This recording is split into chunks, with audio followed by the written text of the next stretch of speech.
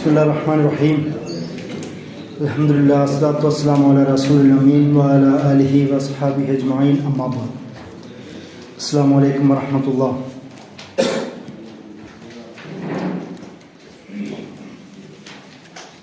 ഉസ്മാനി ഖിലാഫത്തിൻ്റെ പതനത്തിന് ഒരു നൂറ്റാണ്ട്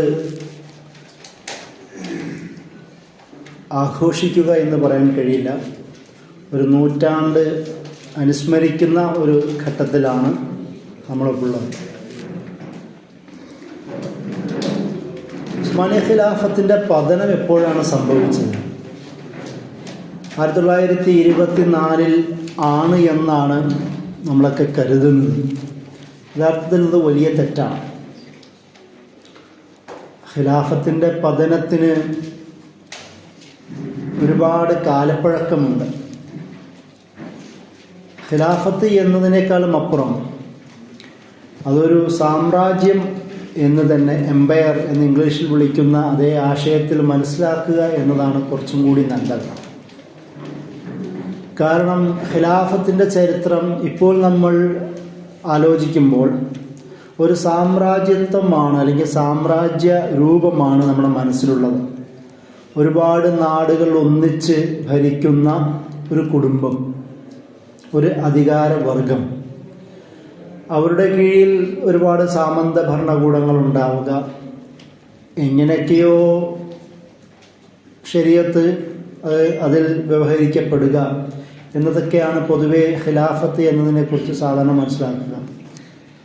ഇത് പറയാനുള്ള പ്രധാന കാരണം എന്താണെന്ന് വെച്ചാൽ, ഉസ്മാനി ഖിലാഫത്തിനെ കുറിച്ച് വീണ്ടും ചർച്ചകൾ തുർക്കിയിൽ തന്നെ പൊങ്ങി വരാൻ തുടങ്ങി. തുർക്കിക്കാരല്ല ചെയ്തത്, തുർക്കിക്ക് പുറത്തുള്ളവരാണ് ചെയ്തത്.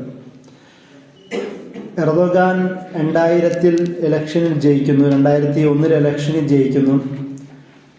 തുർക്കിയിലെ ആഭ്യന്തരമായ ഒരുപാട് മാറ്റങ്ങൾക്ക് കാരണമാവുന്നു. അതോടുകൂടി യൂറോപ്പിൽ മറ്റൊരു ഇമേജ് രൂപപ്പെട്ടു. സെക്കുലറായ തുർക്കിയിൽ വീണ്ടും ഇസ്ലാം വരുന്നു.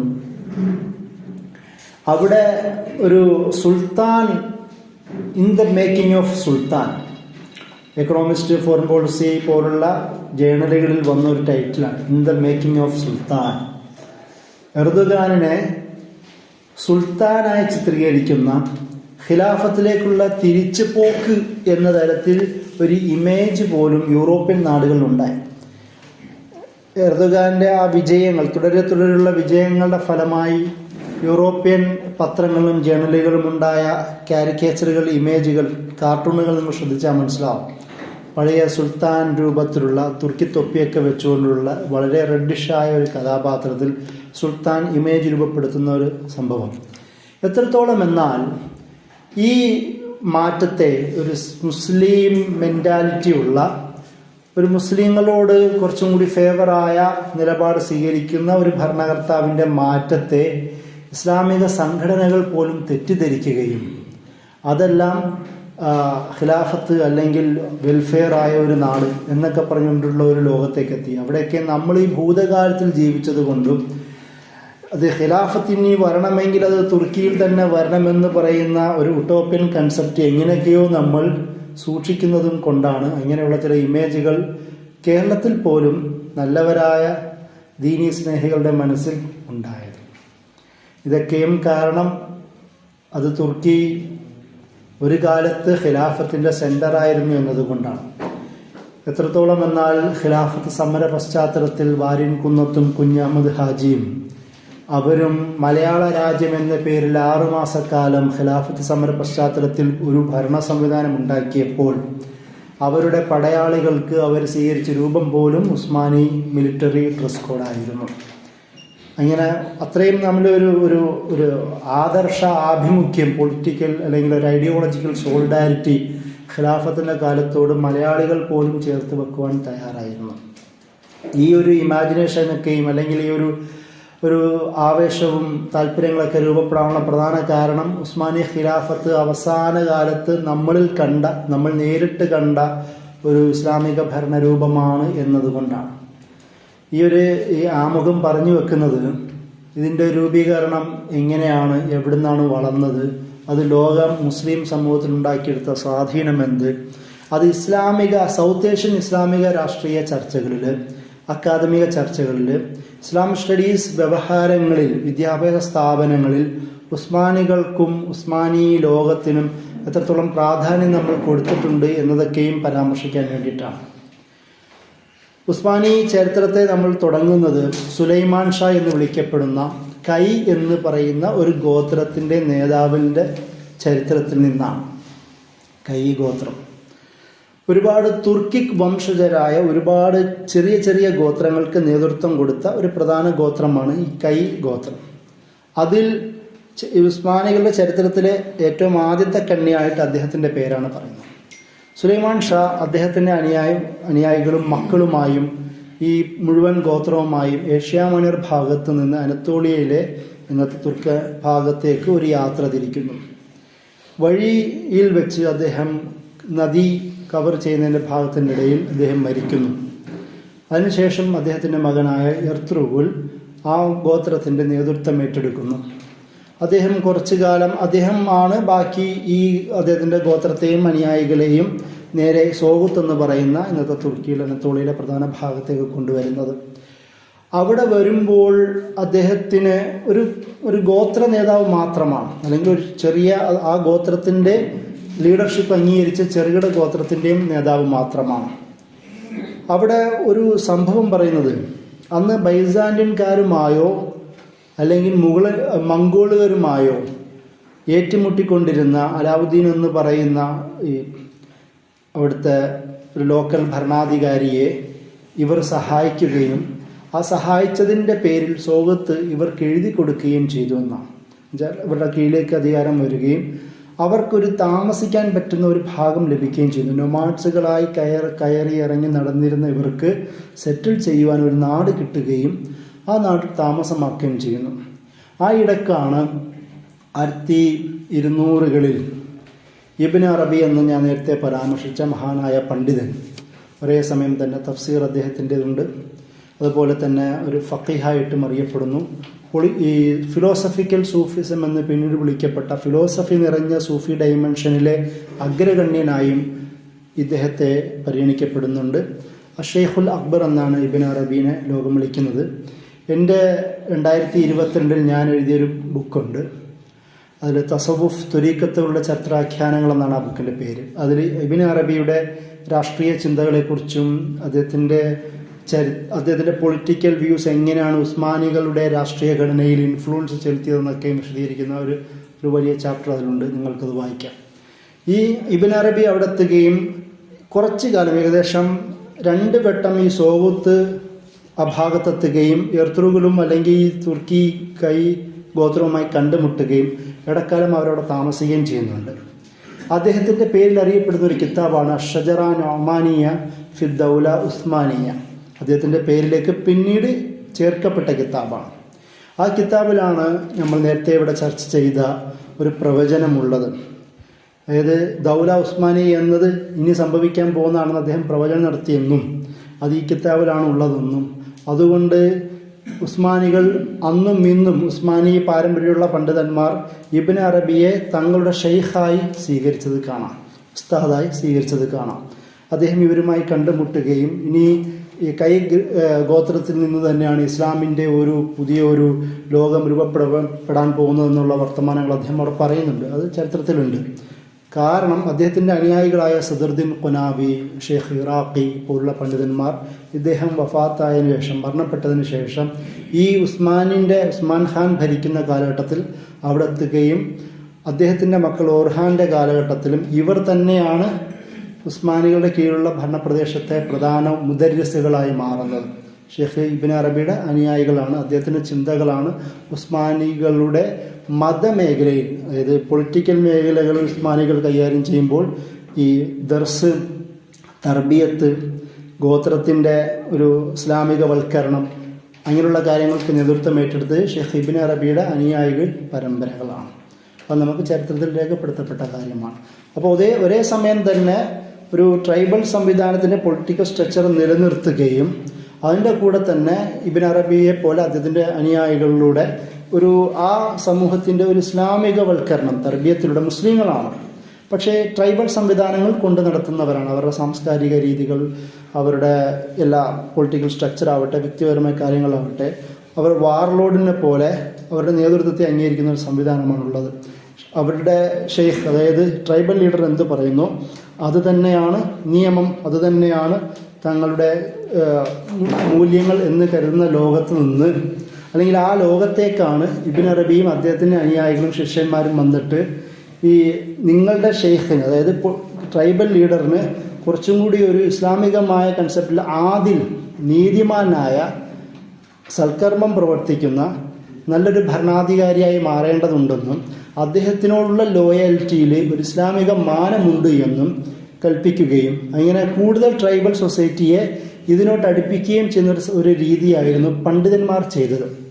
അവരും ഈ ഭരണത്തെ ചോദ്യം ചെയ്യുന്നതിനേക്കാളും അപ്പുറം ആ ഭരണം സംവിധാനം നിലനിർത്തിക്കൊണ്ട് ആ ഭരണത്തെ കൂടുതൽ ഇസ്ലാമികമാക്കാനുള്ള, അല്ലെങ്കിൽ അവരുടെ അധികാരം ഉപയോഗിച്ചുകൊണ്ട് അവർ കീഴടക്കുന്നതോ പിടിച്ചടക്കുന്നതോ കൂടെയുള്ളതോ ആയ ഗോത്രവിഭാഗങ്ങൾക്കിടയിൽ ഇസ്ലാമിക പഠനങ്ങൾ വ്യാപിപ്പിക്കുകയും ചെയ്യുക എന്നതായിരുന്നു ഈ പണ്ഡിതന്മാർ ചെയ്തത്.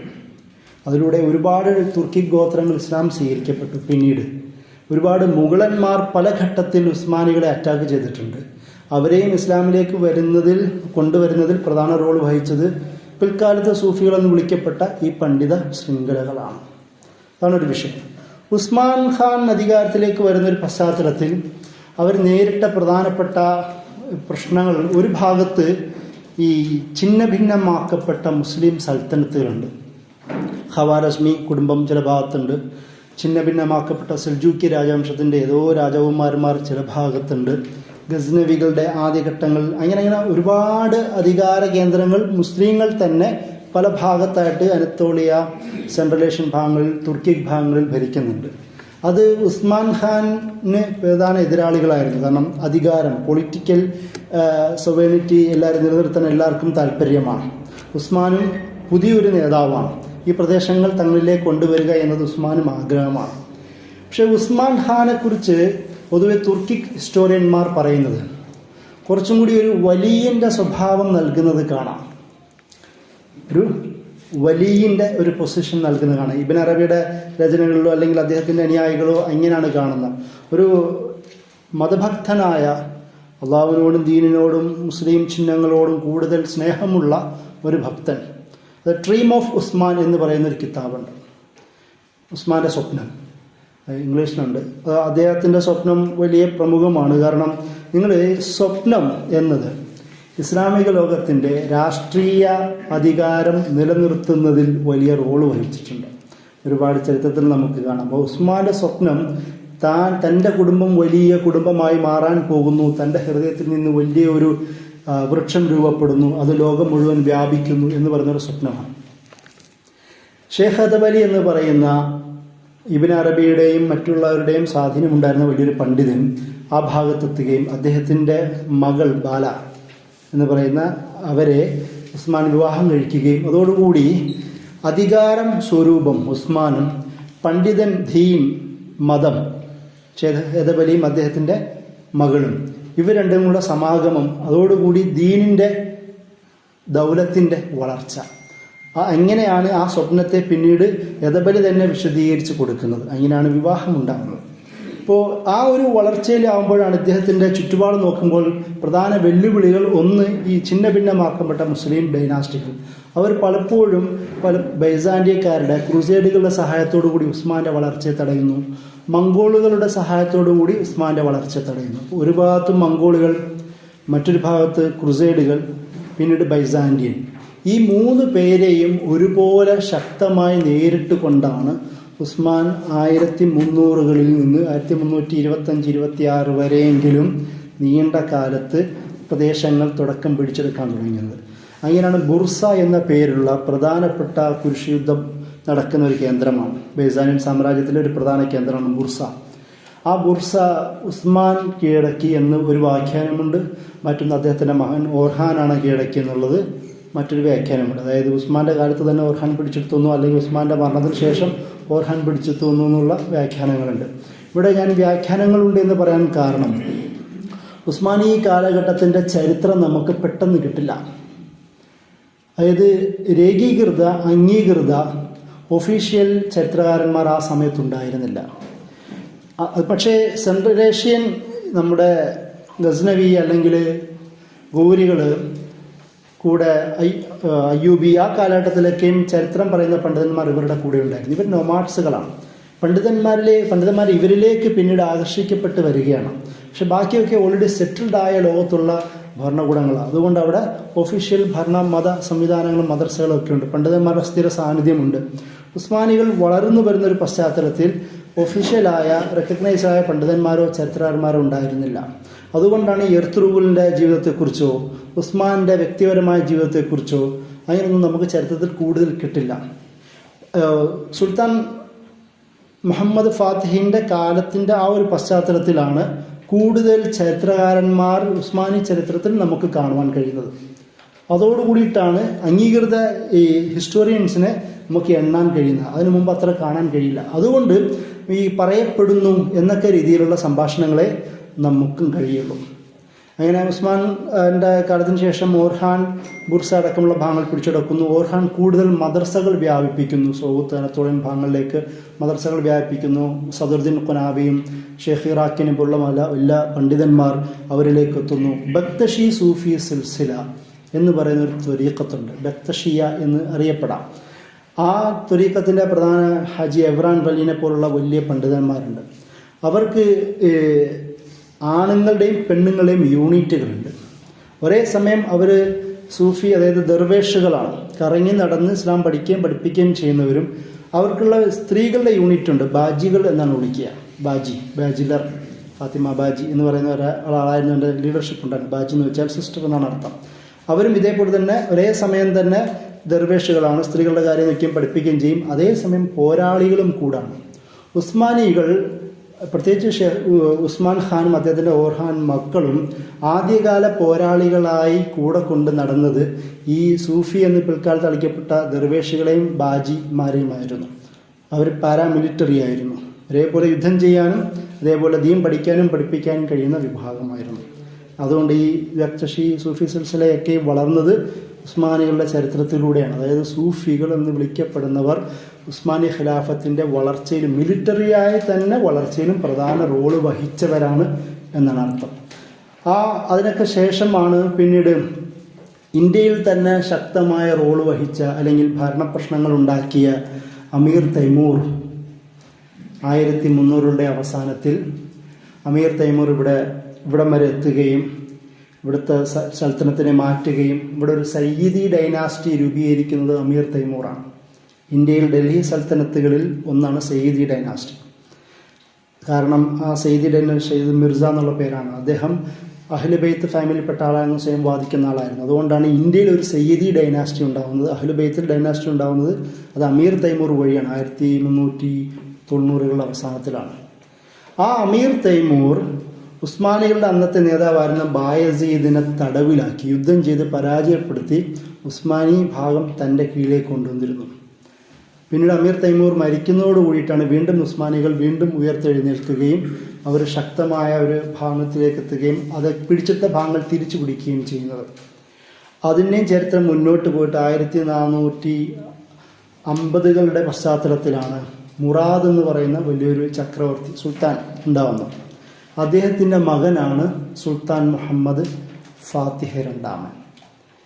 1453 ഇന്നും ലോകത്തെ ഏറ്റവും വലിയ പൊളിറ്റിക്കൽ മൂവ് എന്ന് വിളിക്കപ്പെടുന്ന കോൺസ്റ്റാന്റിനോപ്പിളിൻ്റെ വിജയം സംഭവിക്കുന്നത് 1453 കോൺസ്റ്റാന്റിനോപ്പിളിൻ്റെ വിജയം അത് ചെറിയ കാര്യമല്ല. മുആവിയ റളിയല്ലാഹു അൻഹു, ഉസ്മാൻ റളിയല്ലാഹു അൻഹു മുതൽ പിന്നീട് അതുവരെയുള്ള ഏതൊക്കെ മുസ്ലിം സൽത്തനത്തുകൾ ലോകത്തിൻ്റെ വിവിധ ഭാഗങ്ങൾ ഭരിച്ചിട്ടുണ്ടോ അവരെല്ലാവരുടെയും, പ്രത്യേകിച്ച് നോർത്ത് ആഫ്രിക്കൻ വെസ്റ്റ് ഏഷ്യൻ ഭാഗത്തുള്ള രാജാക്കന്മാർ, അവരുടെ എല്ലാവരുടെയും പ്രധാന ലക്ഷ്യം കോൺസ്റ്റാന്റിനോപ്പിൾ പിടിച്ചടക്കുക എന്നതായിരുന്നു. കാരണം അതിനൊരു ഹദീസിൻ്റെ പിൻബലമുണ്ട്. നമ്മൾ നേരത്തെ സംസാരിച്ചിരുന്നു. ഹദീസ് എന്ന് വെച്ചാൽ ഞാമൽ ജയ്ഷുഹ ഞാമൽ അമീർ അമീർ എന്ന് പറഞ്ഞിട്ട് ആ ജയ്ഷ് എന്ന് പറയുന്ന ആ ആർമി എത്ര നല്ല ആർമിയാണ്. അത് മാത്രമല്ല ആ ആർമിയുടെ നേതാവ് എത്ര നല്ല നേതാവായിരിക്കുമെന്ന് പറഞ്ഞ അവർ മഹത്വം പറയുന്ന ഹദീസുണ്ട്. പ്രബലമായ ഹദീസാണ്. ഇന്ന് ഇസ്താംബൂളിൽ ഒരു സഹാബിയുടെ മക്ബറയുണ്ട്.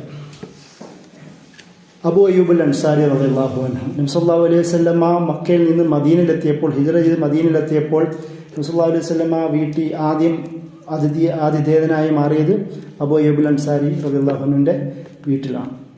അദ്ദേഹത്തിൻ്റെ ഖബറുള്ളത് ഇസ്താംബൂളിലാണ്. എങ്ങനെയാണ് അദ്ദേഹം അവിടെ എത്തുന്നത്? മുആവിയ റളിയല്ലാഹുവിൻ്റെ കാലത്ത് യസീദിൻ്റെ ആ സൈന്യം പോകുമ്പോൾ സ്വന്തം ആഗ്രഹപ്രകാരം നല്ല രോഗിയും വയസ്സും ഉണ്ടായിരുന്ന അദ്ദേഹം ആ യുദ്ധത്തിൽ പോവുകയും അവിടെ മരണമടയുകയും, യസീദിനെ കുറിച്ച് പറയുന്ന ഒരു പോരിഷകളിൽ ഒരു പോരിഷ ഇതാണ്. അദ്ദേഹത്തിൻ്റെ ഖബർ ആ ഇസ്താംബൂൾ അന്നത്തെ ഫോർട്ടിൻ്റെ താഴെയാണ് അദ്ദേഹത്തെ അടക്കിയത്. എന്നിട്ട് യസീദ് പറഞ്ഞു, ഒരു ഉത്തരവ് കൊടുത്തത്രേ, കഥയാണ്. പറഞ്ഞു, ആരെങ്ങാനും ഈ അയ്യൂബി സഹാബിയുടെ ഖബറിൽ തൊട്ടാൽ ഞാൻ വരും, എൻ്റെ സൈന്യമായി വരും, തകർത്ത് കളയും എന്ന രീതിയിൽ ഒരു വെല്ലുവിളി ഉണ്ടായിരുന്നു അത്രേ. അതുകൊണ്ട് ആരും അദ്ദേഹത്തിൻ്റെ മക്ബറയിൽ തൊട്ടില്ല എന്നാണ്. ഇന്ന് അദ്ദേഹത്തിൻ്റെ മക്ബറ ഇസ്താംബൂളിലാണ്. എന്ന് വെച്ചാൽ ഒന്ന് ആലോചിച്ച് നോക്കുക, ആ ഒരു സ്വപ്നം, എല്ലാവരുടെയും വലിയ സ്വപ്നമായിരുന്നു ഇസ്താംബൂൾ വിജയം.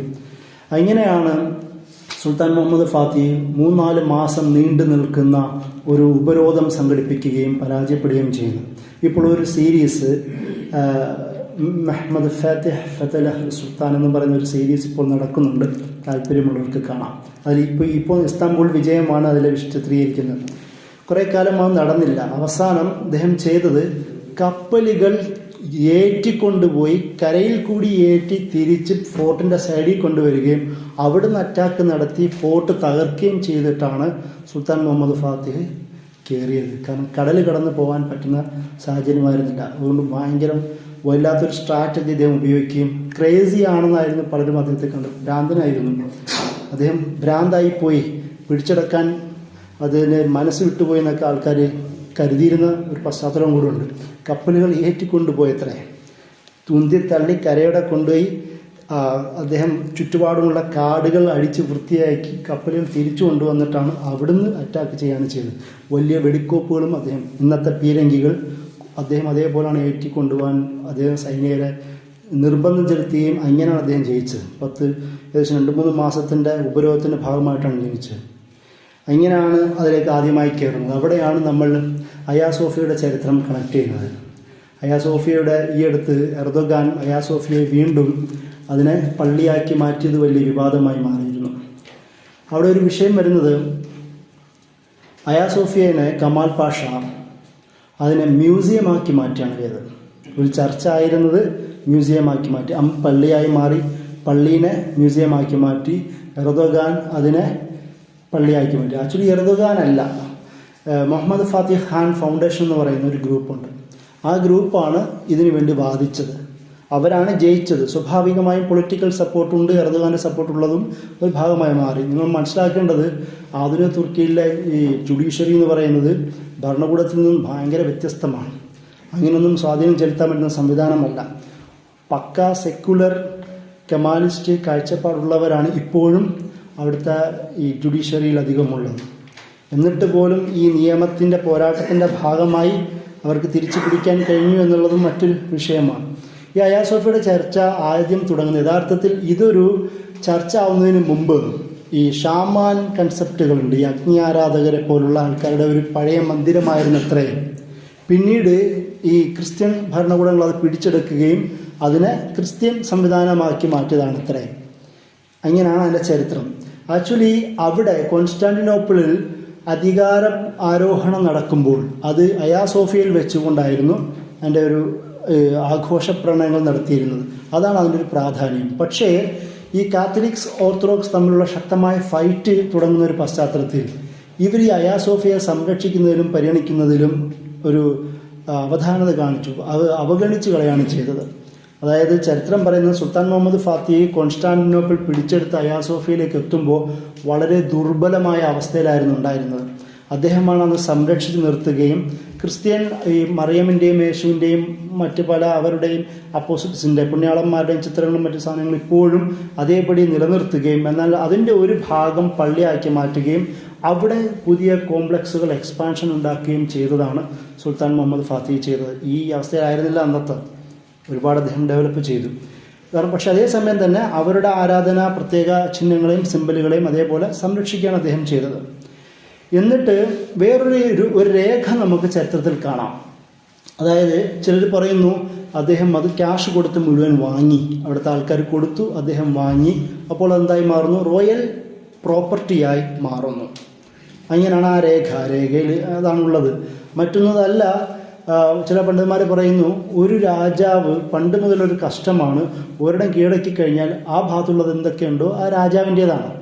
ഇനി അതിന് മുപ്പര് പൈസ കൊടുത്ത് വാങ്ങേണ്ട ആവശ്യമൊന്നുമില്ല. ഈ കോൺസ്റ്റാന്റിനോപ്പിളിൽ അയാ സോഫിയെ പിടിച്ചെടുക്കുക എന്നത് വെച്ചാൽ അയാ സോഫിയ അവരുടെ അധികാരാരോഹണം നടത്തുന്നതിൻ്റെ പ്രധാന സിമ്പലാണ്. അതും കൂടെ തൻ്റെ കയ്യിലേക്ക് വരുമ്പോൾ തൻ്റെ അധികാരം കൂടുതൽ ഉറപ്പിക്കാൻ പറ്റും എന്നതുകൊണ്ട് പൈസ കൊടുക്കാതെ തന്നെ അദ്ദേഹം വാങ്ങിയതാണ്. ആ റോയൽ ഫാമിലിയിലേക്ക് അല്ലെങ്കിൽ തൻ്റെ ട്രഷറിയിലേക്ക് ചേർത്തതിൻ്റെ രേഖ മാത്രമാണ് അതെന്നും വിശദീകരിക്കുന്ന 2 വായനകളുണ്ട്. എന്താണെങ്കിൽ പോലും അയാ സോഫിയ ഖിലാഫത്തിൻ്റെ ഭാഗമായി മാറുകയും ബാക്കിയുള്ള പണ്ഡിതന്മാർ അതിനെ വളരെ എക്സ്പാൻഡ് ചെയ്ത് ഇന്നത്തെ കോലത്തിലേക്ക് എത്തിക്കുകയും ചെയ്തു, ഭരണാധികാരികൾ എത്തിക്കുകയും ചെയ്തു എന്നുള്ളതാണ്. അപ്പോഴും നമ്മൾ മനസ്സിലാക്കേണ്ടത് ഇത് ഖിലാഫത്തായിട്ടില്ല. ബെയ്ലിക് എന്ന് പറയുന്ന ഒരു മേയർ മുനിസിപ്പൽ പവറിൽ നിന്ന് സൽത്തനത്തിലേക്കും, അതായത് സുൽത്താൻ എന്ന് പറയുന്ന പൊസിഷനിലേക്ക് എത്തുകയും സുൽത്താൻ മുഹമ്മദ് ഫാത്തിഹ് എന്ന് പറയുന്ന ഒരു അവസ്ഥയിലേക്ക് മാത്രമേ എത്തിയിട്ടുള്ളൂ. ഈ ഫാത്തിഹ് എന്ന് വെച്ചാൽ ആ പദം വരുന്നത് ഫതഹ് ചെയ്തവൻ എന്നുള്ള അർത്ഥത്തിലാണ്. കോൺസ്റ്റാന്റിനോപ്പിൾ പിടിച്ചെടുത്തു എന്നതാണ് സുൽത്താൻ മുഹമ്മദിൻ്റെ പ്രത്യേകത. ഇവിടെ നമ്മൾ ഒരു ഓർക്കേണ്ട വളരെ രസകരമായ ഒരു സംഭവമുണ്ട്. ഡ്രാക്കുളയുടെ ചരിത്രം നമുക്കെല്ലാവരും അറിയാവുന്ന, ലോകത്തിലെ എപ്പോഴും ഒരു ഹൊറർ സിനിമകളിൽ എന്നും ആദ്യം എല്ലാവരും ഓർക്കുന്നതാണ് ഡ്രാക്കുള. ഡ്രാക്കുള യഥാർത്ഥത്തിൽ ജീവിച്ചിരുന്ന ഒരു മനുഷ്യനായിരുന്നു. വലാച്ചിയ എന്ന് പറയുന്ന സുൽത്താൻ മുഹമ്മദ് ഫാത്തിഹിൻ്റെ വാപ്പ മുറാദ് അദ്ദേഹം പിടിച്ചെടുത്ത പദവാണ് വലാച്ചിയ എന്ന് പറയുന്ന ഭാഗം. അവിടെ ഭരിച്ചിരുന്ന ഒരു ഭരണാധികാരിയുടെ മകനാണ് ഡ്രാക്കുൾ, വ്ലാഡ് ദ ഡ്രാക്കുൾ. അദ്ദേഹം പണ്ടത്തെ തുർക്കികളുടെ ഒരു രീതിയുണ്ട്, ഏത് ഭാഗത്താണോ പോകുന്നത് അവിടുത്തെ പ്രധാന ഭരണകൂടത്തിലെ കുടുംബങ്ങളെ പിടിച്ചുകൊണ്ടുവരും, എന്നിട്ട് കുടുംബത്തിൽ വളർത്തും, അവരെ മുസ്ലിങ്ങളാക്കും, ദീൻ പഠിപ്പിക്കും. ചിലർ നല്ല പണ്ഡിതന്മാരായി മാറും, ചിലർ നല്ല സൈനികരും മിലിറ്ററി ജനറൽസുമായി മാറും. ഖിലാഫത്തിൻ്റെ റോയൽ ആർമിയുടെ ഭാഗമായി രൂപപ്പെടും. എനിച്ചേരി എന്നാണ് ഇവരെ വിളിക്കുക, ന്യൂ ആർമി എന്നാണ് എൻ്റെ അർത്ഥം. അതിൻ്റെ ആൾക്കാരായി ഇവർ മാറും. അങ്ങനെ ഈ മുറാദ് പിടിച്ചുകൊണ്ടുവന്ന കുടുംബത്തിൽപ്പെട്ട ആളാണ് വ്ലാഡും അദ്ദേഹത്തിൻ്റെ അനിയനും. പിന്നീട് പക്ഷെ സംഭവിച്ചത്, ഈ വ്ലാഡ് ഇദ്ദേഹം ഡ്രാക്കുൾ ആ ഒരു തൻ്റെ കുടുംബത്തിൻ്റെ അധികാരം നഷ്ടപ്പെട്ടു എന്നുള്ള കൺസെപ്റ്റുള്ള ആളായിരുന്നു അത്രേ. ഇദ്ദേഹം വളർന്നു വരുന്നതോടുകൂടി ഉസ്മാനി ദർബാറിൽ നിന്ന് രക്ഷപ്പെടുകയും നാട്ടിൽ പോയി ആൾക്കാരെ വിളിച്ചു കൂട്ടുകയും വീണ്ടും ഭരണം സെറ്റപ്പ് ചെയ്യുകയും ചെയ്ത ആളാണ്. അദ്ദേഹത്തിൻ്റെ ഈ രക്തപങ്കിലമായ കഥകൾ, രക്തദാഹിയായ ഡ്രാക്കുള എന്നൊക്കെ കഥ രൂപപ്പെടാനുള്ള പ്രധാന കാരണം അദ്ദേഹം അവിടെ വരികയും വളരെ ക്രൂരമായ പണിഷ്മെൻ്റ് ആയിരുന്നു അത്ര അദ്ദേഹം നൽകിയത്. ഇങ്ങനെ ശരീരത്തിൽ നിന്ന് അടിയിൽ നിന്ന് മുകളിൽ വരെ അമ്പെയ്യുകയും കൈകാല് വെട്ടുകയും പിന്നെ കഥകൾ പടർന്നു. ഈ അദ്ദേഹം വൈൻ കുടിക്കുമ്പോൾ രക്തം കലക്കിയായിരുന്നു കുടിച്ചതെന്നൊക്കെ. ഇങ്ങനെ രക്തദാഹിയായ ഡ്രാക്കുളിൽ നിന്നുള്ള ഒരുപാട് ഈ വാമൊഴി കഥകൾ രൂപപ്പെടുകയും അതിലൂടെ പിന്നീട് എന്തായി മാറുന്നു? ഡ്രാക്കുളയായി മാറുന്നു. യഥാർത്ഥത്തിൽ സുൽത്താൻ മുഹമ്മദ് ഫാത്തിഹിൻ്റെ കൂടെ വളർന്ന കൊട്ടാരത്തിൽ ബ്രദേഴ്സ് എന്ന രീതിയിൽ തന്നെ വളർന്ന ആളായിട്ടാണ് തുർക്കി ചരിത്രകാരന്മാർ രേഖപ്പെടുത്തുന്നത്. അങ്ങനെ ഇദ്ദേഹത്തെ യുദ്ധത്തിൽ പരാജയപ്പെടുത്തുകയും അങ്ങനെ ഓടിപ്പോവുകയും അതിനിടയിൽ മരിക്കുകയും അങ്ങനെ അടക്കം ചെയ്യപ്പെടുകയും പിന്നീട് അദ്ദേഹത്തിൻ്റെ ഖബർ നോക്കുമ്പം ഖബറിൽ ആളില്ലാതാവുകയും അങ്ങനെ ഡ്രാക്കുളയായി മാറുകയും ചെയ്ത കഥയാണ് ഇത്. സുൽത്താൻ മുഹമ്മദിൻ്റെ കഥയിൽ ജീവിതത്തിൽ തന്നെ സംഭവിച്ച എന്നാൽ ഏറ്റവും വലിയൊരു ഇതിഹാസമായി മാറിയ ഒരു കഥാപാത്രമാണ് ഡ്രാക്കുള. അതിനുശേഷമാണ് ഇവരുടെയൊക്കെ പേരക്കുട്ടിയാണ് സലീം എന്ന് പറയുന്ന ആളുണ്ടാവുന്നത്. സലീം ഒന്നാമൻ സഫവി ഡൈനാസ്റ്റിനെ പരാജയപ്പെടുത്തുകയും അതുപോലെ തന്നെ അവർ മംലൂക്ക് രാജാധിപത്യം എടുത്തു കളയുകയും ഹിജാസും മിസ്റും ഈജിപ്റ്റ് അടക്കമുള്ള പ്രദേശങ്ങൾ തങ്ങളുടെ കയ്യിലേക്ക് കൊണ്ടുവരികയും എന്നിട്ട് ഇബ്ൻ അറബിയുടെ ഫിലോസഫി ഉപയോഗിച്ചുകൊണ്ട് ഖിലാഫത്തു റസൂലില്ല എന്നതിനേക്കാളും അപ്പുറം ഖിലാഫത്തുള്ള ആരാണോ അവനൊക്കെയും അള്ളാഹുവിൻ്റെയും റസൂലിൻ്റെ ഖലീഫയാണ് എന്ന് പറയുന്ന ഇബ്ൻ അറബിയുടെ ചിന്ത, പൊളിറ്റിക്കൽ തോട്ട് ഉപയോഗിച്ച് തുർക്കികളായ ആൾക്കാർ ഖിലാഫത്ത് പ്രഖ്യാപിക്കുന്ന ചരിത്രം സംഭവിക്കുന്നത് സലീം ഒന്നാമൻ്റെ കാലത്താണ്. 1520കളിലാണ് ആ സംഭവം സംഭവിക്കുന്നത്. അതിനുശേഷം പിന്നീട് ഇസ്ലാമിക ലോകത്തിൻ്റെ മുഴുവൻ റോളിലേക്കും വരുന്നു. എന്നാൽ ഇതിൻ്റെ ചെറിയൊരു ഇന്ത്യൻ കണക്ഷൻ കൂടി നമ്മൾ പറയേണ്ടതുണ്ട്. ഉസ്മാനികളും മുഗളന്മാരും തമ്മിൽ നല്ല ബന്ധമായിരുന്നില്ല. അതിലേറ്റവും നല്ല ഉദാഹരണം ബാബർ ഉസ്മാനികളും തമ്മിൽ ഒരുപാട് പ്രശ്നമുണ്ടായിരുന്നു. കാരണം ഉസ്മാനികളെ സഹായിക്കുന്ന ഉസ്ബക് തുർക്കുമൻ ട്രൈബുകളെ അറ്റാക്ക് ചെയ്യുന്ന സ്വഭാവം ബാബറിനുണ്ടായിരുന്നു. അതുകൊണ്ട് ബാബറും ഉസ്മാനികളും തമ്മിൽ കാബൂളിൽ വെച്ച് ഉടക്കുണ്ടായിരുന്നു. ബാബറിൻ്റെ മകൻ ഹുമയൂണിന് ഉസ്മാനികളോട് ആദരവുണ്ടായിരുന്നത്രേ. പക്ഷേ ഹുമയൂൺ രക്ഷപ്പെട്ട് നേരെ പോകുന്നത് ഉസ്മാനികളായ ശത്രുക്കളായ സഫവികളുടെ ഇറാനിലേക്കായിരുന്നു. അതുകൊണ്ട് പിന്നീട് ഹുമയൂണും അവിടെ അധികാരമില്ലാതാവുകയും Shershah Indian subcontinent Mughal സൽത്തനത്ത് ഭരിക്കുന്ന ഒരു അവസ്ഥയിലേക്ക് എത്തുന്നു.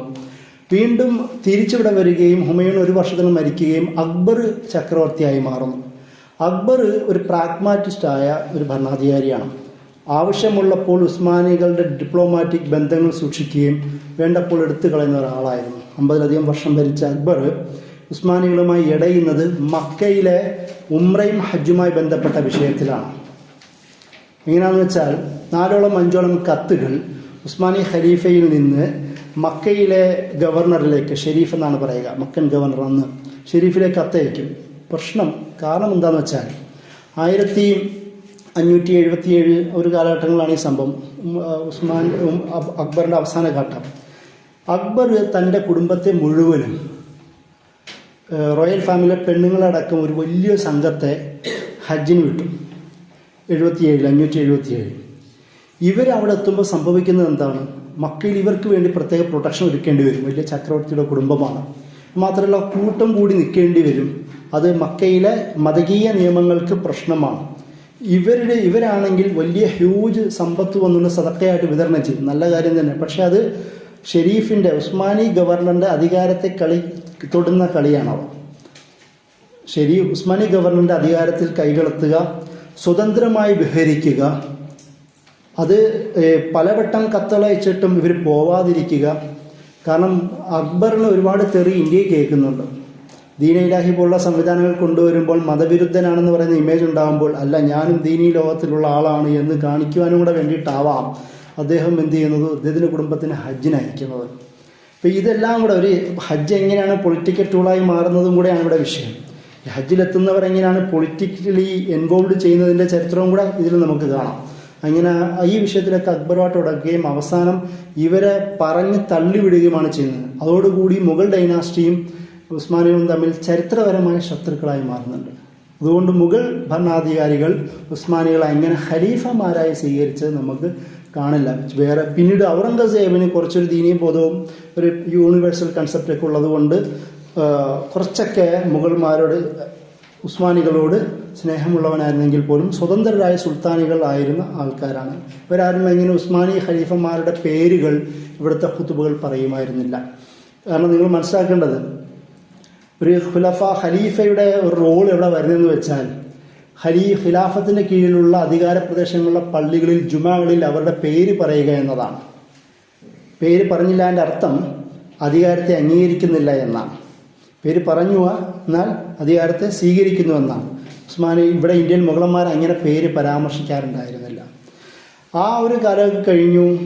സുലൈമാനുൽ ഖാനൂനി എന്ന് പറയുന്ന മഹാനായ ഭരണാധികാരി വരുന്നു.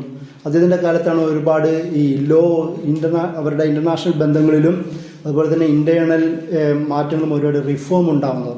നിയമപരമായ റിഫോമുകളൊക്കെ ഉണ്ടാകുന്നത് അദ്ദേഹത്തിൻ്റെ കാലത്താണ്. അതുകൊണ്ടാണ് അൽ ഖാനൂൻ ലോൻ്റെ ആൾ എന്ന നിലയിൽ അദ്ദേഹം അറിയപ്പെടുന്നത്. അതിനുശേഷം പിന്നീട് ചെറിയൊരു സംഭവം ഉണ്ടാവുന്നത് തൻലീമാത്ത് എന്ന് പറയുന്ന ഒരു ഘട്ടം ഉണ്ടാകുന്നത് 1800-കളിൽ. 1836 മുതൽ 75 വരെയുള്ള ഒരു കാലഘട്ടം. അതായത് യൂറോപ്യൻ നവോത്ഥാനം ഉണ്ടാവുന്നു. ഇൻഡസ്ട്രിയൽ റവല്യൂഷൻ തുടക്കമിടുന്നു. യൂറോപ്പിലെ ഏജ് ഓഫ് ഡിസ്കവറി യൂറോപ്പിൽ സംഭവിക്കുന്നു. യൂറോപ്പ് വലിയ ശക്തിയായി വരുന്നു. മിലിറ്ററിയിലും നിയമത്തിലും സോഷ്യലിലും പൊളിറ്റിക്സിലും എല്ലാം പുതിയ മാറ്റങ്ങൾ ഉണ്ടാവുന്നു. ഇത് കണ്ടിട്ട് ഉസ്മാനികൾ തന്നെ എന്നാൽ നമുക്കും കുറച്ചും കൂടി ആവാം എന്ന് കരുതി ആ ഐഡിയകളെ ഉസ്മാനി സൽത്തനത്തിൻ്റെ കീഴിലേക്ക് ഇമ്പോർട്ട് ചെയ്യാൻ ശ്രമിക്കുന്നു.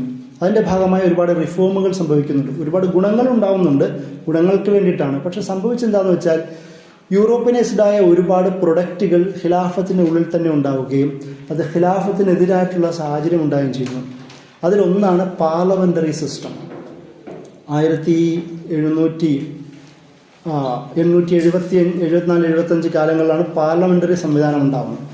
പാർലമെൻ്ററി സംവിധാനം ഉണ്ടാകുന്നതോടുകൂടി സംഭവിച്ചത് സുൽത്താൻ്റെ അധികാരത്തെ ചോദ്യം ചെയ്യാൻ പറ്റുന്ന തരത്തിൽ ഒരുപാട് വെസ്റ്റേൺ എഡ്യൂക്കേറ്റഡായ ആൾക്കാർക്ക് പബ്ലിക് ലൈഫിൽ, പൊളിറ്റിക്കൽ ലൈഫിൽ സ്വാധീനം കിട്ടുന്നു. ആ സമയത്താണ് 75 കാലങ്ങളിലാണ് സുൽത്താൻ അബ്ദുൽ ഹമീദ് രണ്ടാമൻ ഖലീഫയായി നിയോഗിക്കപ്പെടുന്നത്. അദ്ദേഹം ആദ്യം ചെയ്ത പരിപാടി പാർലമെൻ്ററി സിസ്റ്റം ബാൻ ചെയ്യലാണ്. കാരണം സൽത്തനത്തിൻ്റെ അധികാരത്തെ ചോദ്യം ചെയ്യാൻ ജനങ്ങൾക്കുള്ള ഓപ്ഷനാണ് പാർലമെൻ്ററി സംവിധാനം. അത് നടപ്പിലാവുന്നതോടുകൂടി സുൽത്താൻ അല്ലാതായി മാറുന്നു. അദ്ദേഹം അതെടുത്ത് മാറ്റുകയും അദ്ദേഹം എന്ത് ചെയ്തു, പഴയ രീതിയിലേക്ക് ഭരിക്കുകയും ചെയ്യുന്നു. പക്ഷേ ഉസ്മാനി ഖിലാഫത്തിൽ ഇതിങ്ങനെ തന്നെയാണെങ്കിലും ഉസ്മാനി ഖിലാഫത്തിൽ എടുത്തു പറയേണ്ട ദീനിനോടും സമൂഹത്തോടും അതിൻ്റെ കൂടെ തന്നെ സൽത്തനത്തിനോടും ഏറ്റവും സ്നേഹമുള്ള ഭരണാധികാരിയും അതിൻ്റെ കൂടെ തന്നെ ഉസ്മാനി സൽത്തനത്തിൻ്റെ ഖിലാഫത്തിൻ്റെ ഏറ്റവും അവസാനത്തെ ശക്തനായ ഭരണാധികാരിയും സുൽത്താൻ അബ്ദുൽ ഹമീദ് സെക്കൻഡ് ആണ്. അബ്ദുൽ ഹമീദ് സെക്കൻഡിൻ്റെ സ്ഥാന നീക്കം അത് ഫലസ്തീനിൻ്റെ പരാജയങ്ങളിലേക്ക്, ഇസ്രായേലിൻ്റെ രൂപീകരണത്തിലേക്കും തുടക്കമിടുന്നു. അബ്ദുൽ ഹമീദിൻ്റെ ഭരണകാലത്തിൽ അദ്ദേഹം സ്വതന്ത്രമായി ഉണ്ടാക്കുന്ന സ്വന്തം പൈസ കൊണ്ടായിരുന്നു അത്രേ ജീവിച്ചിരുന്നത്. ഈ സുൽത്താനൊക്കെ ആയിരുന്നെങ്കിൽ പോലും ഭക്തനായ സ്വാത്വികനായ ഒരു മനുഷ്യനായിരുന്നു എന്നൊക്കെയാണ് പറയുന്നത്. അതിൻ്റെ കൂടെ തന്നെ അദ്ദേഹം ചെയ്ത ഒരുപാട് കാര്യങ്ങൾ ഇക്കാലത്ത് വലിയ ചർച്ചയായിരുന്നു. നബി സല്ലല്ലാഹു അലൈഹി വസല്ലമയ്ക്കെതിരെ ഇമേജുകൾ, കാരിക്കേച്ചറുകൾ ഉണ്ടാക്കി ഫ്രാൻസിലും മറ്റിടത്തും വലിയ അറ്റാക്ക് ഉണ്ടാവുകയും ചില വധങ്ങളൊക്കെ സംഭവിക്കുകയും ചെയ്തു. ആ ഒരു സംഭവത്തിൽ ഈ സുൽത്താൻ അബ്ദുൽ ഹമീദിൻ്റെ ഒരു ഓർമ്മ വരുന്നുണ്ട്. അദ്ദേഹം ഇതേപോലെ ജർമ്മനിയിലോ മറ്റോ ഫ്രാൻസിലോ മറ്റോ ഇതേപോലെ ഒരു പത്രത്തിൽ നബി സല്ലല്ലാഹു അലൈഹി വസല്ലമയെ പരിഹസിച്ചുകൊണ്ട് ഒരു കാർട്ടൂൺ വരുന്നു. അദ്ദേഹം അത് വായിക്കുകയും അദ്ദേഹം പെട്ടെന്ന് അവരുടെ അംബാസഡറിനെ വിളിച്ച് പറഞ്ഞു, ഇത് നീക്കം ചെയ്തില്ലെങ്കിൽ ഞങ്ങൾ നേരെ അങ്ങോട്ട് ആർമിയായിട്ട് വരികയാണെന്ന് വെല്ലുവിളിക്കുകയും പെട്ടെന്ന് ആ പത്രത്തിൽ നിന്ന് നീക്കം ചെയ്യുന്ന സംഭവങ്ങളൊക്കെ സുൽത്താൻ അബ്ദുൽ ഹമീദ് സെക്കൻഡിൻ്റെ കാലത്തുണ്ടായിരുന്നു.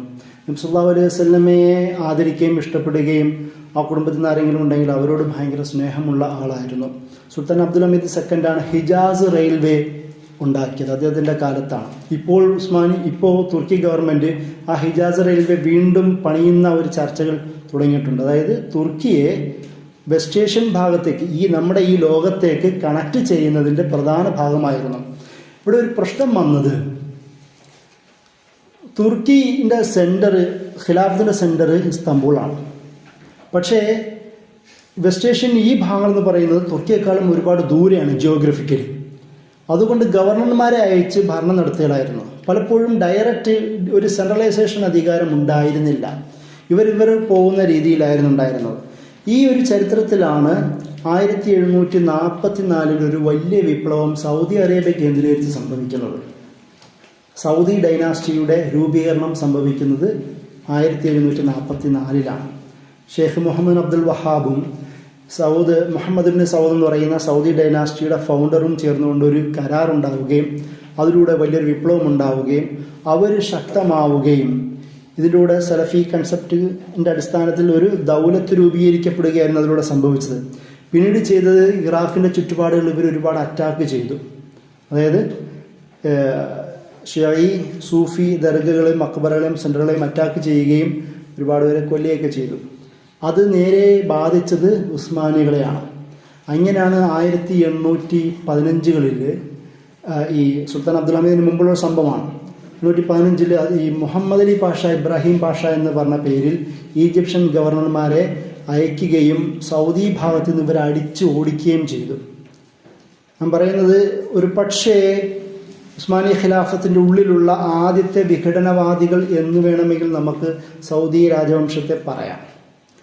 അവിടുന്ന് 744 തുടങ്ങുകയും പിന്നീട് വീണ്ടും 770 വീണ്ടും ശക്തമാവുകയും വീണ്ടും അവരെ അടിച്ചോടിക്കുകയും പിന്നീടാണ് 1932 പലവിധ കാരണങ്ങളാൽ ഇവർ അധികാരം പിടിച്ചെടുത്തുകൊണ്ട് king Abdul Aziz bin Saud പ്രഖ്യാപിക്കുന്നത്. അപ്പോഴത്തേക്കും ഖിലാഫത്തൊക്കെ തകർന്നടിഞ്ഞു. അതൊരു ചരിത്രം ചേർത്ത് പറയണം. കാരണം ഉസ്മാനികളുടെ ഏറ്റവും പ്രധാനപ്പെട്ട വെല്ലുവിളികളിലൊന്ന് സൗദി ഡൈനാസ്റ്റിയും കൂടെ ആയിരുന്നു എന്ന് പറയാൻ വേണ്ടിയിട്ടാണ്. അതിനുശേഷമാണ് ഞാൻ നേരത്തെ പറഞ്ഞതുപോലെ അബ്ദുൽ ഹമീദ് സെക്കൻഡ് വരികയും അദ്ദേഹത്തിൻ്റെ ഒരുപാട് റിഫോമുകൾ ഉണ്ടെങ്കിൽ പോലും പറയേണ്ട ഒരു വിഷയം ഫലസ്തീനി കൺസെപ്റ്റാണ്. സയോണിസത്തിൻ്റെ ഫൗണ്ടറാണ് തിയോഡർ ഹെർസൽ. അദ്ദേഹം സുൽത്താൻ അബ്ദുൽ ഹമീദ് സെക്കൻഡിനെ കാണാൻ വന്നിട്ട് അതിന് മുമ്പ് 875-76 ഇവർ വലിയ കോൺഫറൻസ് സംഘടിപ്പിക്കുന്നുണ്ട്, സയോണിസ്റ്റ് ഫസ്റ്റ് കോൺഫറൻസ്. ആ കോൺഫറൻസിൽ അവർ തീരുമാനിക്കുന്നുണ്ട് ഏകദേശം 50 വർഷത്തിനുള്ളിൽ നമ്മളൊരു സ്റ്റേറ്റ് സ്ഥാപിക്കണം. 75 അദ്ദേഹത്തിന് ഒരു കിതാബുണ്ട്, ദ സ്ട്രാൻഡ് ദ ജൂയിഷ് സ്റ്റേറ്റ് എന്ന പേരിൽ തിയോഡർ ഹെർസലിന് ഒരു കിതാബുണ്ട്. അതിൽ ഈ ഒരു ആശയങ്ങളൊക്കെ പറയുന്ന ഒരു നാഷണലിസത്തെ പറയുന്ന കിതാബാണ്. ഇതൊക്കെയും സുൽത്താൻ അബ്ദുൽ ഹമീദ് സെക്കൻഡ് അറിയുന്നു. കാരണം അന്നത്തെ ഏറ്റവും വലിയ ചാര സംഘടന സുൽത്താൻ അബ്ദുൽ ഹമീദ് സെക്കൻഡിൻ്റേതായിരുന്നു. അന്നത്തെ ഒരുപാട് യൂറോപ്യൻ സാമ്രാജ്യങ്ങളെക്കാളും ഇദ്ദേഹത്തിൻ്റെ കീഴിലായിരുന്നു. അതുകൊണ്ടെല്ലാം അറിയുന്നുണ്ടായിരുന്നു. ഇദ്ദേഹത്തെ കാണാൻ വരികയും ആദ്യം വിസമ്മതിക്കുന്നുണ്ട്. രണ്ടാമത്തെ കൂടിക്കാഴ്ചയിലാണ് തിയോഡർ ഹെർസൽ പറയുന്നു, ഞങ്ങൾക്ക് ഫലസ്തീനിൽ കുറച്ച് ഭൂമി വേണം, ഞങ്ങൾ താമസിക്കാം, സമാധാനപൂർവ്വം നിങ്ങളുടെ കടങ്ങളൊക്കെ തീർക്കാം, നിങ്ങളുടെ സമ്പത്ത് ഞങ്ങൾ തരാം, അപ്പോൾ ഞങ്ങൾക്ക് മസ്ജിദുൽ അഖ്സയും ചുറ്റുപാടും കുറച്ച് ഭൂമി തന്നാൽ മതി. അപ്പോഴാണ് സുൽത്താൻ സെക്കൻഡ് അബ്ദുൽ ഹമീദ് സെക്കൻഡ് പറഞ്ഞത്, ഇത് ഫലസ്തീൻ എന്ന് പറയുന്നത് മുസ്ലിങ്ങളുടെ വഖഫ് സ്വത്താണ്, മസ്ജിദുൽ അഖ്സയും ചുറ്റുപാടും, അതങ്ങനെ ആർക്കും വിൽക്കാനുള്ളതല്ല എന്ന് പറയുകയും ഒരു പക്ഷേ അത് തന്നെയാണ് കാരണം 1909 അദ്ദേഹത്തെ യുവതുർക്കികളുടെ സഹായത്തോടു കൂടി സയോണിസ്റ്റുകളും ബ്രിട്ടീഷുകളും നീക്കം ചെയ്യുകയും ആ നീക്കം ചെയ്യുന്നതിൻ്റെ കത്ത് കൈയായി കൊടുക്കുന്നത് അന്ന് കാണാൻ വന്ന സയോണിസ്റ്റുകളിൽ ഒരാളായിരുന്നു എന്നാണ് ചില ചരിത്രകാരന്മാർ പറയുന്നത്. അദ്ദേഹത്തിൻ്റെ ബയോഗ്രഫി ഉണ്ട് സുൽത്താൻ അബ്ദുൽ ഹമീദ് സെക്കൻഡിൻ്റെ. അതിൽ ഈ ഒരു സംഭവം അദ്ദേഹം പ്രത്യേകം ഊന്നി പറയുന്നുണ്ട്. മറ്റു പല കാരണങ്ങളുണ്ടെങ്കിൽ പോലും പ്രധാനമായും സയോണിസത്തിൻ്റെ റോൾ ഇദ്ദേഹത്തിൻ്റെ സ്ഥാന നീക്കത്തിലുണ്ട്. അതോടുകൂടി യഥാർത്ഥത്തിൽ ഖിലാഫത്തിൻ്റെ അധികാരം നഷ്ടപ്പെടുകയാണ് ചെയ്തത്. പക്ഷേ നഷ്ടപ്പെടുന്നതിന് മുമ്പ് 2 പേരുടെ പ്രത്യേകം പറയേണ്ടതുണ്ട്. അതുകൊണ്ട് പറഞ്ഞ് നമുക്ക് പെട്ടെന്ന് അവസാനിപ്പിക്കാം. അതിൽ ഒന്ന് നമ്മുടെ മമ്പുറം തങ്ങളാണ്. നമ്മുടെ മമ്പുറം തങ്ങൾ 1800 അവസാനങ്ങളിൽ 85 ആ ഒരു പശ്ചാത്തലത്തിൽ മമ്പുറം തങ്ങളുടെ വാപ്പ മരണപ്പെടുകയും വാപ്പയിൽ നിന്ന് മുസ്ലിങ്ങളുടെ നേതൃത്വം മമ്പുറം ഫസൽ പൂക്കോയ തങ്ങൾ ഏറ്റെടുക്കുകയും ശക്തമായ പ്രതിഷേധങ്ങളും പോരാട്ടങ്ങളും ഇവിടെ കാഴ്ചവെക്കുമ്പോൾ ബ്രിട്ടീഷുകാർ അദ്ദേഹത്തെ അറേബ്യയിലേക്ക് നാട് കടത്തുന്നു. ഇദ്ദേഹം നേരെ പോകുന്നത് യമൻ ഭാഗത്തേക്കാണ്. അവിടെ ഉമയ്യ നേതൃത്വവുമായി ഈ ഉസ്മാനി നേതൃത്വവുമായി കണക്ട് ചെയ്യുകയും അവിടുത്തെ ഒരു ഗവർണർ എന്ന് പറയുന്ന ഒരു പൊസിഷനിലേക്ക് പോലും മലയാളിയായ മമ്പുറം തങ്ങൾ ഉസ്മാനികളുടെ പ്രാദേശിക അധികാരം ഏറ്റെടുക്കുന്നുണ്ട്. അങ്ങനെ സുൽത്താൻ അബ്ദുൽ ഹമീദ് സെക്കൻഡ് ഇദ്ദേഹത്തെ ശരിക്കും ഉപയോഗിക്കുന്നു. അതായത് ഞാൻ നേരത്തെ പറഞ്ഞല്ലോ, ഒരു സെൻട്രലൈസേഷൻ പൊളിറ്റിക്കൽ സിസ്റ്റം അന്നുണ്ടായിരുന്നില്ല വെസ്റ്റ് ഏഷ്യൻ തുർക്കി ക്യാപിറ്റലുമായി ബന്ധപ്പെട്ട്. ഈ മമ്പുറം തങ്ങളാണ് നമ്മുടെ ഈ നിൽക്കുന്ന ജിയോഗ്രഫിയും തുർക്കി ഇസ്താംബുളുമായിട്ടുള്ള ഒരു പൊളിറ്റിക്കൽ കണക്ഷൻ ഉണ്ടാക്കുന്നത്. ഒരു സെൻട്രലൈസേഷൻ മമ്പുറം തങ്ങൾ വഴിയാണ് ഉണ്ടാകുന്നത്. വലിയൊരു ചർച്ചയാണ്, പ്രത്യേകം ശ്രദ്ധിക്കേണ്ട ഒരു കാര്യമാണ്. അവസാനം മമ്പുറം തങ്ങളിനെ സുൽത്താൻ അബ്ദുൽ ഹമീദ് സെക്കൻഡ് ദർബാറിലേക്ക് വിളിച്ചു വരുത്തുകയും അദ്ദേഹത്തിൻ്റെ പ്രധാന ഉപദേഷ്ടാവായുമാക്കുകയും അദ്ദേഹത്തിൻ്റെ മക്ബറ എന്നുള്ളത് ഇസ്താംബുളിലാണ്. മറ്റൊരാളാണ് സയ്യിദ് ജമാലുദ്ദീൻ അഫ്ഗാനി. ഇസ്ലാമിക ലോകത്ത് പല ഭാഗത്ത് കറങ്ങി നടക്കുകയും ഇസ്ലാമിൻ്റെ ഒരു പാൻ കൺസെപ്റ്റ്, യൂണിവേഴ്സൽ കൺസെപ്റ്റ് വേണമെന്നും ആൻറ്റി ബ്രിട്ടീഷ് നിലപാട് നമുക്ക് രൂപപ്പെടുത്തണമെന്നും ഭൗതികമായി തന്നെ അത് സംസാരിക്കുകയൊക്കെ ചെയ്ത ആളാണ്. ഇന്ത്യയിലെയും സൗത്ത് ഇന്ത്യ, നോർത്ത് ഇന്ത്യ അടക്കമുള്ള പല ഭാഗങ്ങളിലും അദ്ദേഹം കറങ്ങി നടന്നിട്ടുണ്ട്. ഇദ്ദേഹത്തെയും സുൽത്താൻ അബ്ദുൽ ഹമീദ് സെക്കൻഡ് തൻ്റെ ഉപദേഷ്ടാവായി സ്വീകരിക്കുകയും ഇസ്താംബുളിലേക്ക് വിളിച്ചു വരുത്തുകയും ചെയ്തിട്ടുണ്ട്. ഇതൊക്കെയും ചേർത്ത് വായിക്കേണ്ട ചില സംഭവങ്ങളാണ്. ഇങ്ങനെയാണ് 1909 ഈ യങ് തുർക്കുകളുടെ പൊളിറ്റിക്കൽ പവർ ഉപയോഗിച്ചുകൊണ്ട് സയോണിസ്റ്റുകളും ബ്രിട്ടീഷുകാരുടെയൊക്കെയും മറ്റു പലരുടെയും താല്പര്യപ്രകാരം ഇദ്ദേഹത്തെ സ്ഥാനത്യാഗം ചെയ്യുന്നത്. ഇതിൽ പരാമർശിക്കപ്പെടേണ്ട ഒരു സംഭവം അത് അർമീനിയൻ ജനസൈഡാണ്. അർമീനിയൻ കൂടെ ഇടയ്ക്കിടയ്ക്ക് കേരളത്തിൽ കാസ പോലുള്ള ചില സംഘടനകൾ ഉസ്മാനി ഖിലാഫത്തിനെയോ മുസ്ലിം ഡൈനാസ്റ്റിയോ വില്ലനൈസ് ചെയ്യുവാൻ വേണ്ടി ഉപയോഗിക്കുന്ന സംഭവമാണ് അർമീനിയൻ കൂട്ടക്കൊല. അത് സംഭവിക്കുന്നത് അബ്ദുൽ ഹമീദ് സെക്കൻഡിൻ്റെ തൊട്ട് മുമ്പും ശേഷമുള്ള പശ്ചാത്തലത്തിലാണ്. അർമീനിയൻ വിഘടനവാദം ശക്തമാവുന്നു. അവർക്ക് ചുറ്റുപാടുമുള്ള ക്രിസ്തീയ ഡൈനാസ്റ്റികൾ, ഭരണകൂടങ്ങൾ ആയുധം കൊടുത്തുകൊണ്ട് വിഘടനവാദം ശക്തമാണ്. ഉസ്മാനി ഖിലാഫത്ത് തകരാൻ പ്രധാന ശക്തികളൊന്ന് ഈ അർമീനിയൻ വിഷയമാണ്. അതിനോട് ഇവർ അറ്റാക്ക് ചെയ്യുമ്പോൾ അതിനോട് പ്രതികരിച്ച ഉസ്മാനി പ്രാദേശിക ഭരണാധികാരികൾ നന്നായി അറ്റാക്ക് തിരിച്ചും ചെയ്തു. ഒരുപാട് ക്രിസ്ത്യൻസ് കൊലയപ്പെടുന്നു, കുറേ മുസ്ലിങ്ങൾ ഇവിടെയും കൊലയപ്പെട്ടു. പക്ഷേ അത് സുൽത്താൻ അബ്ദുൽ ഹമീദ് സെക്കൻഡ് കാലത്തും അദ്ദേഹത്തിന് ഭരണത്തിന് ശേഷമാണ് കൂടുതൽ സംഭവിച്ചത്. 1915-14 ഈ അർമീനിയൻ കൂട്ടക്കൊല സംഭവിച്ചത്. അതിൻ്റെ തുടക്കം ഇദ്ദേഹത്തിൻ്റെ കാലത്താണ്, ഈ പ്രശ്നങ്ങളുടെ തുടക്കം. അതിന് ഇദ്ദേഹം ചെയ്തൊരു പരിപാടി, കൂടുതൽ കൊല ചെയ്യപ്പെടാതിരിക്കാൻ വേണ്ടി അവിടെ ക്രിസ്ത്യൻ അർമീനിയൻ നിവാസികളെ, ഗ്രീക്ക് പശ്ചാത്തലമുള്ള ആൾക്കാരാണ്, അവിടെ മറ്റു സ്ഥലത്തേക്ക് റീഹാബിലിറ്റ് ചെയ്തു. അതിനെ പിന്നീട് യൂറോപ്യന്മാർ വായിച്ചത് ജനസൈഡിൻ്റെ ഒരു സ്റ്റെപ്പുകളിൽ ഒന്നാണ് ഡിസ്പ്ലേസ്മെൻറ്റ്. ജനസൈഡ് സ്റ്റഡീസ് ഉണ്ട്, അതിലെ ഒരു ഭാഗമാണ് ഡിസ്പ്ലേസ്മെൻറ്റ്. വില്ലനൈസ് ചെയ്യുക, ഡിസ്പ്ലേസ് ചെയ്യുക എന്നുള്ളതാണ്. ഈ ഡിസ്പ്ലേസ് ചെയ്തതിനെ അതിൻ്റെ ഭാഗമായിട്ടാണ് ഇവർ വായിച്ചത്. പക്ഷേ അത് സുൽത്താൻ അബ്ദുൽ ഹമീദ് സെക്കൻഡിന് വലിയ റോളൊന്നുമില്ല. അത് സംഭവിച്ചത് യുവതുർക്കികളുടെ കാലത്താണ്. അവരോ ഇസ്ലാമിൻ്റെ ആൾക്കാരുമല്ല. പക്ഷെ എന്നാൽ പോലും യുവതുർക്കികൾ പോലും ജനസൈഡ് കുറയ്ക്കാനുള്ള പണികളാണ് ചെയ്തത്. നമ്മൾ അവരെ എതിർക്കുകയും വേണ്ട. അപ്പം ഇങ്ങനൊരു പശ്ചാത്തലത്തിലാണ് ഖിലാഫത്ത് പിന്നീട് 14-18 വരുന്നത്. അപ്പോഴാണ് ഒന്നാം ലോക യുദ്ധം സംഭവിക്കുന്നത്. 14 മുതൽ 18 വരെയുള്ള കാലഘട്ടം. ഞാൻ അവസാനിപ്പിക്കാം, ഒരു 10 മിനിറ്റും കൂടെ. നിങ്ങളുടെ ചരിത്രമാണ്. ഈ ഒന്നാം ലോക കാലഘട്ടത്തിൽ സംഭവിച്ചെന്താണെന്ന് വെച്ചാൽ ബ്രിട്ടീഷ് വിരുദ്ധ നിലപാടാണ് ഖിലാഫത്തിനുള്ളത്. അതുകൊണ്ട് ജർമ്മൻ ലോകവുമായൊക്കെ ചേർന്നുകൊണ്ട് ബ്രിട്ടീഷുകാരായ ഈ സഖ്യകക്ഷിയെ മാറ്റി, ഇത് വേറെ ടീമാണല്ലോ, ഇവർ ഒന്നിച്ച് കൂടാൻ തീരുമാനിക്കുന്നു. ബ്രിട്ടീഷ് വിരുദ്ധ നിലപാടാണുള്ളത്. നമ്മൾ ആ ഒരു പശ്ചാത്തലത്തിലാണ് കമാൽ പാഷയുടെ വളർച്ച ഉണ്ടാവുന്നത്. കമാൽ പാഷ മിലിറ്ററി ജനറൽ ആയി മാറുകയും, പക്ഷെ അപ്പോഴും സൈന്യം ഖിലാഫത്തിൻ്റെ സൈന്യമാണ്, അതായത് 17-18 നാളുകളിൽ. അതുകൊണ്ട് ഖിലാഫത്തിൻ്റെ സൈനിക ജനറലിനെ ഗാസി എന്നുള്ള പേരാണ് ഉപയോഗിക്കുക. ഗസ്വത്ത് എന്ന് പറഞ്ഞാൽ നബി സല്ലല്ലാഹു അലൈഹി വസല്ലമ ചെയ്ത യുദ്ധങ്ങൾക്കാണ് ഗസ്വത്ത് എന്ന് പറയുക. അപ്പോൾ ഇസ്ലാമിന് വേണ്ടി യുദ്ധം ചെയ്യുന്നവനൊക്കെയും ഗാസി എന്നുള്ള പദം പിന്നീട് സൽത്തനത്തുകൾ കൊടുക്കാൻ തീരുമാനിച്ചു. കമാൽ പാഷയെയും ഖിലാഫത്തിൻ്റെ കീഴിലുള്ള ജനറൽ ആയതുകൊണ്ട് ഗാസി കമാൽ പാഷ എന്ന പേരായിരുന്നു ഉണ്ടായിരുന്നത്.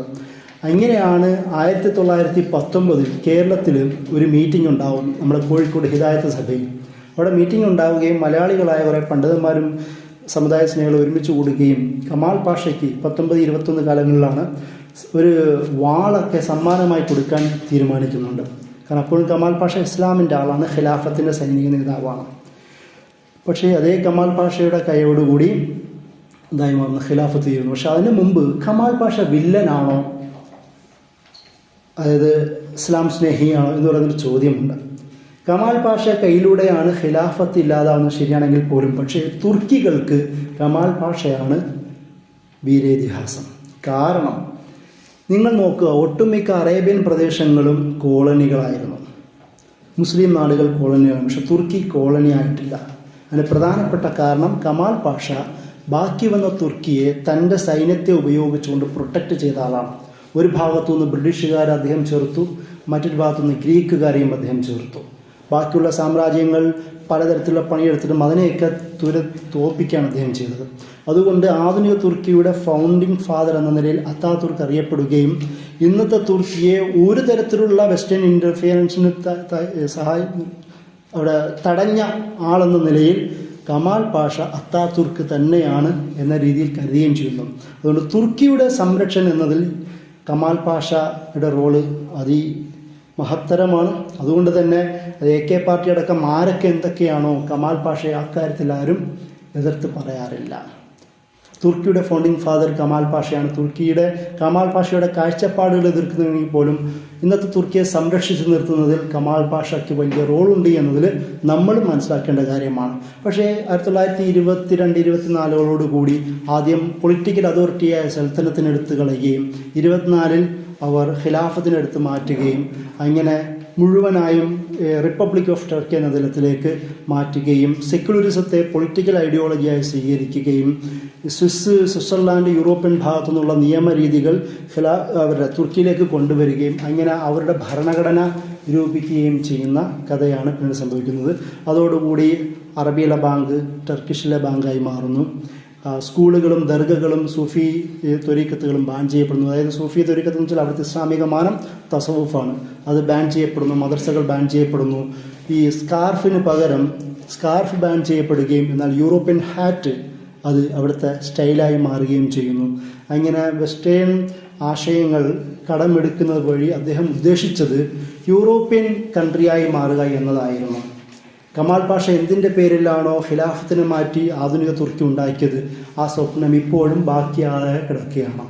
യൂറോപ്യൻ യൂണിയൻ മെമ്പർഷിപ്പ് എടുക്കാൻ വേണ്ടി ഇപ്പോഴും തുർക്കി ശ്രമിക്കുന്നു, ഒരുപാട് കാര്യങ്ങൾ ചെയ്യുന്നു. പക്ഷെ എന്നിട്ട് പോലും തുർക്കിയെ യൂറോപ്യൻ എൻറ്റിറ്റിയായി അംഗീകരിക്കാൻ ഭൂരിപക്ഷ യൂറോപ്യൻ രാഷ്ട്രങ്ങളും സമ്മതമല്ല. കാരണം നമ്മൾ നേരത്തെ സംസാരിച്ചതുപോലെ തുർക്കി എങ്ങാനും യൂറോപ്യൻ മെമ്പർഷിപ്പിലായിപ്പോയാൽ യൂറോബിയ ആയി മാറുമെന്ന് പറയുന്ന ഇസ്ലാമോഫോബിക്കായ ഒരു കാഴ്ചപ്പാട് ഇപ്പോഴും അവിടെ നിലനിൽക്കുന്നത് കൊണ്ട് ഈ പറയുന്ന ശ്രമങ്ങളൊക്കെ വൃഥാവിലായിപ്പോയി എന്ന് വേണേൽ നമുക്ക് പറയാം.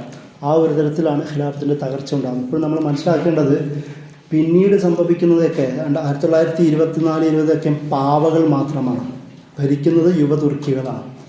ഈ ഇല്ലാതായിപ്പോയി പറയുന്ന ഖിലാഫത്ത് നമ്മൾ ഈ 2024 പറയുമ്പോൾ 1924 ഇല്ലാതായി എന്ന് പറയുന്ന ഖിലാഫത്ത് നോമിനലായി ഖലീഫ എന്ന് പറയുന്ന പേരുള്ള ഒരു കഥാപാത്രം മാത്രമാണ്. അവർക്ക് ഓൾറെഡി സുൽത്താൻ അബ്ദുൽ ഹമീദ് സെക്കൻഡിൻ്റെ സ്ഥാനത്യാഗത്തോടുകൂടി ഖിലാഫത്തിൻ്റെ പവർ, പൊളിറ്റിക്കൽ പവർ മുമ്പേ തന്നെ ഇല്ലാതായിട്ടുണ്ട്. ആ ഒരു ബോധം നമ്മളിൽ ഉണ്ടാവുക. ഇങ്ങനെ നീണ്ട ചരിത്രമാണ് ഉസ്മാനി ഖിലാഫത്തിന് മുമ്പിലുള്ളത്.